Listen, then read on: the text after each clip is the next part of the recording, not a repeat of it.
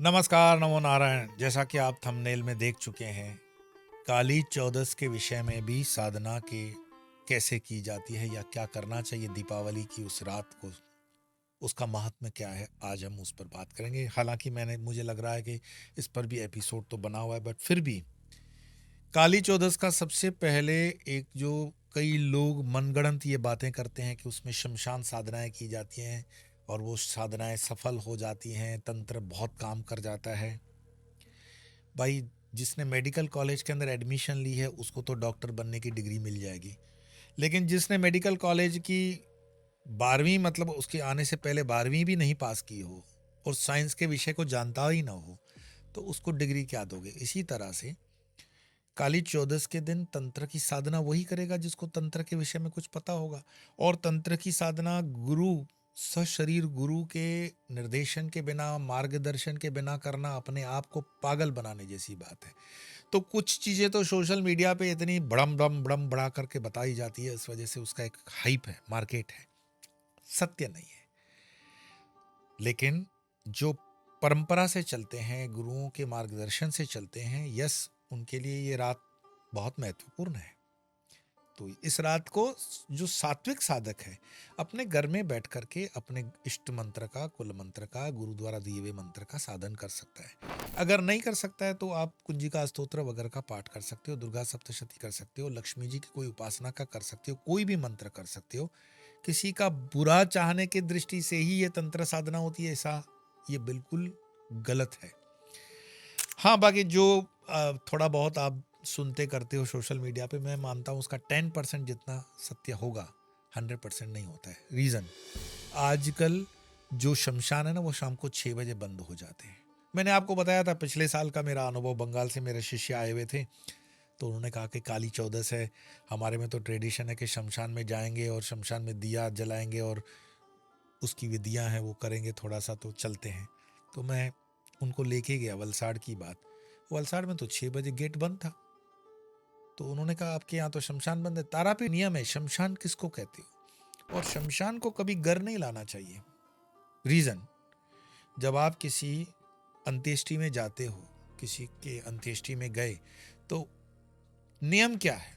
नियम यह है कि अंत्येष्टि के बाद, करने के बाद जब आप घर पे आते हो तो घर पे एंटर करने से पहले ही आपके सर से बला टरने वाली वो नमक वगैरह निकाल देते हैं और फिर आपको नहाने के लिए कहा जाता है, और नहाने में मतलब पूरे कपड़े वपड़े साफ कर दिए जाते हैं।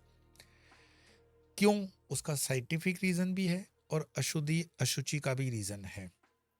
तो शमशान, मानो कि काली चौदस को जाते हो, इसमें कई बार ऐसे ऐसे अनुभव कुछ लोगों के मिलते हैं कि जो बहुत फैंटेसी में जीते हैं, कल्पना के जगत में जीते हैं, ये सोशल मीडिया से कॉपी पेस्ट करके जीते हैं, तो उनके साथ न होने वाली घटनाएं भी होती हैं। पर मैं इस विषय पे आपको ना तो डराना चाहता हूँ, ना समझाना चाहता हूँ कि ये कोई बात है। मेन वस्तु क्या है? अध्यात्म मुख्य वस्तु है। काल रात्रि, महारात्रि, वो 4 रात्रियों का जो विवरण है उसमें ही इस रात्रि का बहुत महात्म्य है। इस रात्रि को शिवजी ने कीलक हटा दिया है मंत्रों से। तो शिवजी ने अगर मंत्र से कीलक हटाया तो अच्छे वाले मंत्रों की साधना करोगे। तो सबसे उत्तम मैं आपको कहता हूं कि सिद्ध कुंजिका स्तोत्र का पाठ करो, बहुत बढ़िया। अखंड दीप जलाओ, घर के अंदर भी कर सकते हो, बहुत अच्छे से कर सकते हो। और उस रात जगने का मीन्स नींद में सोने का नहीं, जगने का। जगने का मतलब बाहर के शरीर के जगने का, और बाहर के शरीर को जगाते हुए भीतर में जगने का दिन है ये। और भैरव की साधना करो। भैरव की साधना में जो साधक है वो भैरव की साधना कर सकते हैं। जो पंचमुखी हनुमान की साधना कर सकते हैं वो हनुमान जी की साधना करेंगे।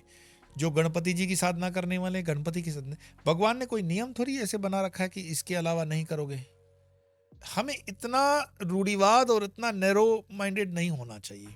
और इसी चीज़ को लेकर के, क्योंकि ये दिवाली की वैकेशन हैं और दिवाली में आप लोग व्यस्त रहते हो, फिर भी समय को देखते हुए 1 और 2 नवंबर को मैंने विशेष जो 45-50 साधकों के लिए भैरव जी की साधना का पूरा कैंप रखा है। आप इस क्लिप के माध्यम से समझिए। आप सब लोगों के प्रेम पूर्वक अनुरोध पर भैरव साधना कैसे की जाती है, भैरव साधना की एनर्जी, भैरव साधना का जो भी एक अपना परिप्रेक्ष्य है, उसको समझने के लिए मेरे साथ व्यक्तिगत मात्र 45 साधक 2 दिन के इस शिविर में शामिल होंगे। आनंद मौन, श्री त्रिपुर भैरव आनंद मौन साधना शिविर 1 नवंबर और 2 नवंबर।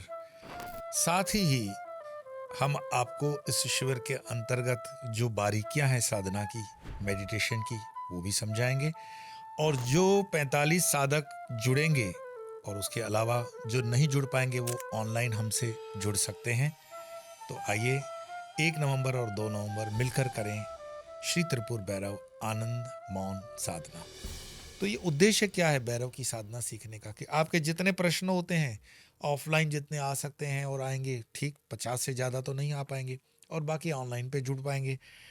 हमारा प्रयास ये है, क्योंकि इसमें बहुत एफर्ट्स लगाने पड़ते हैं, टीम लगानी पड़ती है, मेहनत करनी पड़ती है, आयोजन करना पड़ता है, और हमें सारे प्रोग्राम्स को कट करके उसके लिए व्यवस्था देनी पड़ती है। पर उसका मेन रीज़न ये है कि आपके जीवन में अध्यात्म एक प्रामाणिकता के स्तर पर आप उससे जुड़ें। और जो कई चीज़ें आपने सोशल मीडिया की वजह से दिमाग में भर कर रखी हुई है कि ये करें, वो करें, ऐसा करने, ये करने से नुकसान फ़ायदा, वो प्रश्न उत्तरी के माध्यम से भी दूर हो जाए। तो यस, भैरव जी की भी साधना आप काली चौदस को कर सकते हो, और जिनको भैरव जी का मंत्र चाहे मेरे द्वारा हो या अन्य गुरुओं के द्वारा हो कर सकते हो। कोई मंत्र नहीं है तो कम से कम ओम भैरवाय नमः इस नाम का स्मरण कर सकते हो। भैरव जी का शतनाम 100 नाम जो आते हैं वो भी कर सकते हो। भैरव सहस्त्र नाम मतलब 1000 नाम भी कर सकते हो। और भैरव अष्टकम तो देवराज सेव्यमान पावीनांग्री पंकजम व्याल यज्ञ सूत्र, इन चीज़ों को देने के लिए स्वामी और धर्म चैनल के ऊपर 3-3 घंटे में मतलब 108 पाठ दिए हुए हैं नॉन स्टॉप। भैरव धुन लगा करके बैठो, भैरव धुन का भी आपको फैसिलिटी है, आधे घंटे चलती है, 7 चक्र आंदोलित होते हैं। कुछ नहीं करना है, आप कहते हो कि नहीं मुझे पूजा पाठ नहीं करनी है, मुझे मेडिटेशन करना है, तो मेडिटेशन कर सकते हो। और साथ में नींद भी नहीं आनी चाहिए, क्योंकि 364 दिन तो हम सोते रहते हैं, इसीलिए सीधी सी बात है उस दिन 11 साढ़े 11 बजे आपको नींद आनी स्वाभाविक हो जाती है। तो उसको रोकने के लिए, उसको थोड़ा सा कंट्रोल करने के लिए ये प्रयास है। तो और विषय में मैं काली चौदस के विषय में मैं ये तो नहीं कहूँगा, पर हाँ जो गलत फहमियाँ आपने पाली हुई हैं कि उस दिन शमशानों के अंदर बड़ी तंत्र क्रिया होती है, फिर उसके बाद ऐसे भी मैसेज आते हैं किसी ने मेरे ऊपर तंत्र कर दिया, क्या करूं। मैं आपको तंत्र होने से पहले ही आप अपने को बचाने के लिए शील्ड तैयार करें, वो ही तो बता रहा हूं।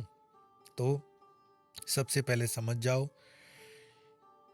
कि आप पर तंत्र करने के लिए सामने वाला अगर खर्च करता है अपनी शक्ति को, एनर्जी को, तो उसके मतलब आपका क्या इतना पद ऊंचा है, आपके पास इतने पैसे हैं, आपके पास इतने सोर्स रिसोर्स हैं कि सामने वाला उस पर खर्च कर रहा है।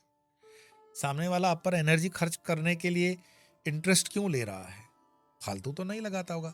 तो या तो 2 बातें हैं, साइकोलॉजिकली वो आपको डरा रहा है, या फिर आप सचमुच में बहुत बड़े आदमी हो, और बहुत बड़े आदमी हो तो मेरा वीडियो देख करके समझ जाओगे कि खुद से भी समाधान कर सकते हैं। सिद्धकुंजी का स्तोत्र है या मंत्र है, और इसमें कई किंवदंतियां होती हैं कि शमशान में शव उठते हैं काली चौदस को उनको गुड़ चने इत्यादि दिए जाते हैं, वो भैरव जी को कारण मतलब मदिरा वगैरह चढ़ाई जाती है, शमशान की साधनाएं होती हैं। और काशी का जो शमशान है जहाँ हरिश्चंद्र घाट वगैरह मणिकर्णिका घाट, उसकी साधना होती है। ये सब चीज़ें मतलब मुझे समझ में नहीं आता कि आप उस चीज़ों में फंस करके क्यों फंसते हो। घर में भी आराम से सात्विकता से साधना की जा सकती है।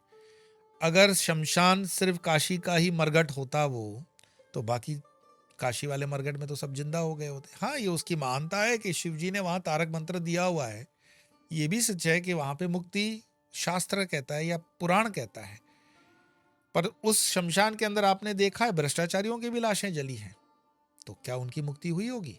तो क्या सिर्फ काशी के अंदर किसी शव को जला देना, शव दाह करना मात्र उसकी क्वालिफिकेशन है, चाहे वो कितना भी पापी हो, तापी हो, भ्रष्टाचारी हो? नहीं, भगवान, प्रकृति, ये सब कुछ एक व्यवस्था के अंतर्गत देखती है। आप उन चीजों में कम फंसें। सोशल मीडिया पर जितनी वो हाइप क्रिएट की जाती है उसका कोई बहुत बड़ा महत्व नहीं है। अपने स्थान पर भी साधना की जा सकती है।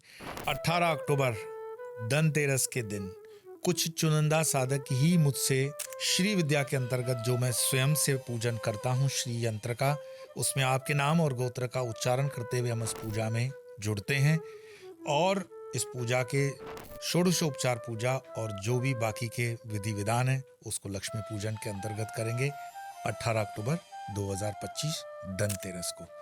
तो जुड़िए वेबसाइट www.swamiyopar.com पे अपने नाम का पंजीकरण करने के बाद।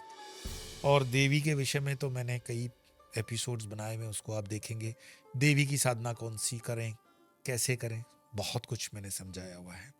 आज सिर्फ मेरा विषय था काली चौदस के दिन किसी के बहकावे में, किसी के कहने पे मत आना। और अगर आपको चिढ़ाने के लिए कोई चीज़ आपको डराने के लिए करता है तो डरना नहीं। आपको इतना अपने ऊपर श्रद्धा होना चाहिए कि माँ मेरे साथ है, माँ काली मेरे साथ है, हनुमान जी मेरे साथ हैं, गणेश जी मेरे साथ हैं, भैरव जी मेरे साथ हैं। और वो जब कवच आप पढ़ते हो, जैसे देवी कवच पढ़ लिया, जितनी बार भी पढ़ सकते हो, ज़्यादा से ज़्यादा जितनी बार आप अच्छे से पढ़ सकते हो बहुत अच्छे। तो काली चौदस की वो साधना अनंत गुणा फल देती है, ये सत्य है। पर भयभीत होकर के डर से साधना करना उचित नहीं है। परमात्मा से हमारा संबंध, हमारा माँ से जो संबंध है वो प्रेम का होना चाहिए। जिसे किसी माँ से बच्चे का संबंध क्या होता है? प्रेम का संबंध है। तो प्रेम का संबंध तो संबंध है, लेकिन डर का संबंध वो तो पुलिस और चोर वाला संबंध हो गया। तो हम चोर बन करके पुलिस वाला संबंध नहीं रखेंगे। तो अच्छे साधक बनो। तो हमारे गुरुदेव अक्सर एक भजन गाया करते थे कि आओ साधक बनने वाला भजन। आज मन कर रहा है तो पूरा अगर भजन गाऊंगा तो काफ़ी समय निकल जाएगा। तो वो नेक साधक कैसे बने उसके ऊपर कभी समय रहा तो मैं आपको बताऊंगा। और हमारे गुरुजनों ने हमेशा हमें ये प्रेरणा दी है कि सनातन ही सत्य है, सनातन के ही मार्गदर्शन में, सनातन के ही बताए हुए मार्ग पे चलोगे। अंट शंट अनाप शनाप देखना सुनना बंद करो। एक संकल्प लो, ये शुभ दीपावली अपने जीवन में रोशनी लाए। ये दीपावली हमारे जीवन के अंदर ऐसा प्रकाश लाए कि हम अंधकार से मुक्त हो सकें। तमसोमा ज्योतिर्गमय। तो ये तमसोमा ज्योतिर्गमय अड़ोस पड़ोस में भी रोशनी फैले, देश में, समाज में, धर्म में, हर जगह रोशनी फैले, ज्ञान की रोशनी। तो आइए मिलकर के ये संकल्प भी लें कि हम स्वदेशी के सामानों का उपयोग करेंगे। दूध से बनी हुई जहरीली मिठाइयों का उपयोग नहीं करेंगे।